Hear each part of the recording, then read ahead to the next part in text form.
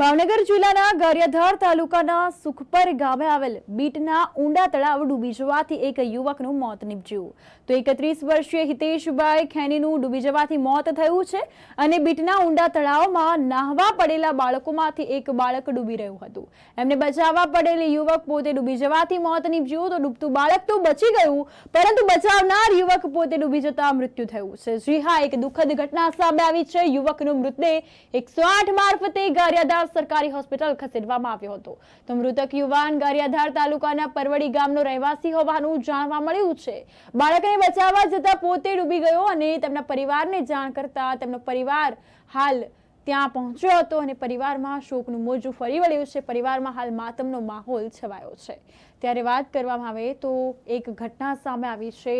ત્યારે 31 વર્ષીય હિતેશભાઈ ખેનીનું તળાવમાં ડૂબી જવાથી મૃત્યુ થયું હોવાની વિગતો મળી આવી છે. ગારિયાધારની આ વાત છે. ભાવનગર જિલ્લાના ગારિયાધાર તાલુકાના સુખપર ગામે આવેલ બીટના ઊંડા તળાવમાં ડૂબી જવાથી એક યુવકનું મોત નીપજ્યું. 31 વર્ષીય હિતેશભાઈ ખેનીનું ડૂબી જવાથી મોત થયું છે તો બીટના ઊંડા તળાવમાં નાહવા પડેલા બાળકોમાંથી એક બાળક ડૂબી રહ્યું હતું અને તેને બચાવવા પડેલ યુવક પોતે ડૂબી જવાથી મોત થયું છે.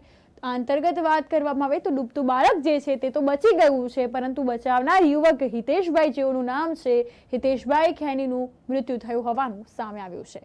108 મારફતે હોસ્પિટલ લઈ જવામાં આવ્યા, ત્યાં તેમને મૃત જાહેર કરવામાં આવ્યા છે તો પરિવારમાં હાલ માતમનો માહોલ છવાયો.